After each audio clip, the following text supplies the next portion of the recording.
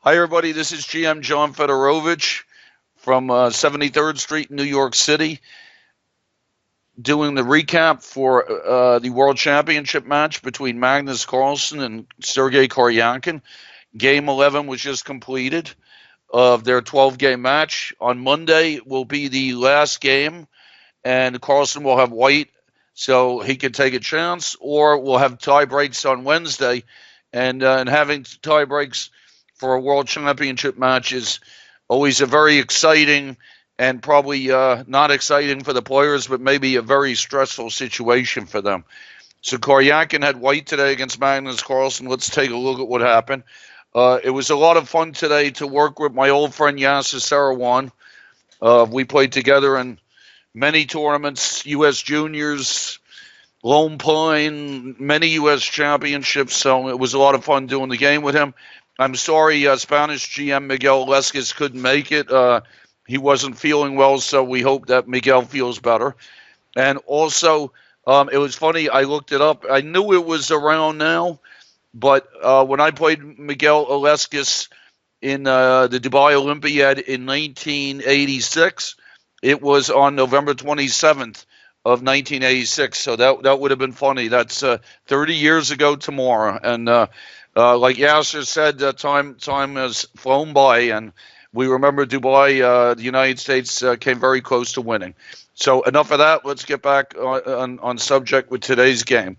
So Koryakin always plays E4. He's a very good E4 player, a very good attacking player, but Carlsen's style is one that just you don't get really to attack him. Every game becomes like a positional, long positional maneuvering kind of solid game where both sides have to keep awake or something bad could happen.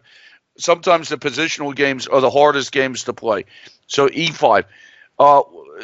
There's very slim chance that we'll say Magnus Carlsen playing an open Sicilian against somebody as good as an attacker as Sergei Koryakin. All you have to do is see Koryakin's win against Fabio Caruana from the candidates tournament that got him into this match. So that's double E-pawn all the time. Knight f3. At this level, you see Rui Lopez most of the time. You don't see Scotch too often unless Kasparov is playing. Bishop c4, Italian game. But I would say on this high level, almost always see the Rui Lopez's. And Carlsen did a6. So once you see a6, we know that there's not going to be any kind of Berlin defense. The Berlin defense, which Kramnik used, we spoke about it on the Yasser show. The Berlin defense would be this kind of thing here, and then d4, and then knight d6, takes, and the queen trade. And that's a real drawing weapon, and I think the players are realizing how good the Berlin defense is, and they don't want to face it. So after this, Carlsen played a6, bishop a4. Exchange variation is another thing you don't see today on the Grandmaster level because I think it's just too easy for black to equalize. So bishop a4 is played almost all the time. Knight f6, castles, bishop e7, d3.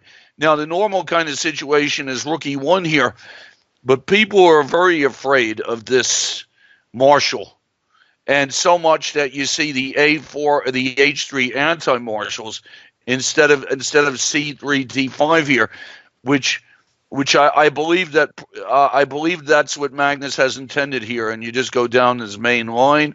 And white knows the theory here, and so does black. You'll get into some kind of position like this, and also I remember from a long time ago, they feel that this opening for black is just a very good way to make draws.